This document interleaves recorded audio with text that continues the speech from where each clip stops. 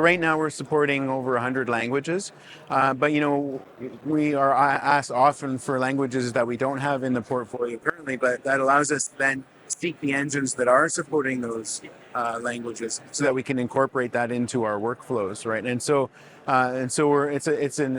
It's an evolving process of expansion of all languages. So we have very high levels of accuracy on the front end of our input coming from audio in a speech to text conversion. And then we're building off the speech to text to bring forth translation through and then adding voice on top of that. And so there's ways that we're able to train the model on the speech to text side of things so that you get very high accuracy. We have a sequence of engines that we can use. We're not tied to any specific tool. And that means, those who invest in our infrastructure are going to invest for the long term of the highest potential of accuracies. We're basically pulling out audio and then inserting text in our workflow for captioning. And then for voice, we're pulling out audio and then delivering an additional audio feed that they can pull into their broadcast workflows to be able to manage. And so it varies depending on the workflow and the broadcaster, and we work with them, and our teams and engineering teams will work with them to figure out best manners to support that. And so we're constantly canvassing because there's lots of change within broadcast in general. We're constantly canvassing them for best practice and how they would like to see it done, and then mapping out against that. So we have flexibility.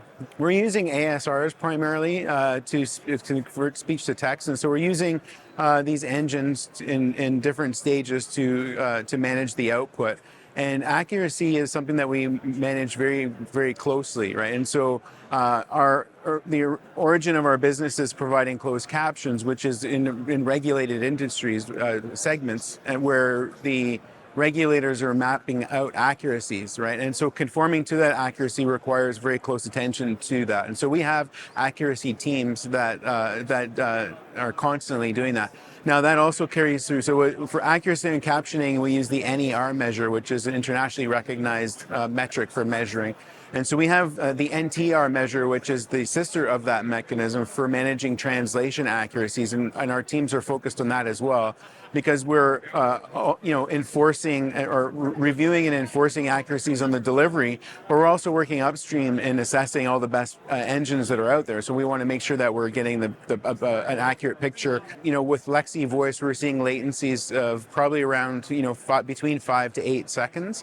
And so in most cases, that's able to be kind of masked within the workflows of broadcast, right? And so we're bringing that, exponential potential to our broadcasters to be able to bring new languages within the same workflow. So we can pull in one language and put an output up to 100 different languages, assuming we have the right number of encoders in play. But then they can take those additional audio feeds and create whole new broadcasts in those languages.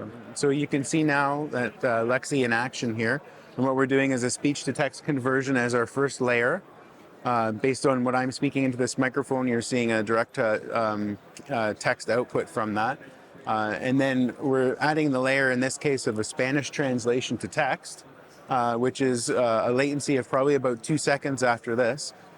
And then as an additional layer, we're adding our voice on top of that, so that through these microphones, or through these headset here, you can actually listen to. You can actually listen and hear LEXI Voice coming through. And so this multi-tiered approach allows us to bring high levels of accuracy within the translation beyond what others are able to do.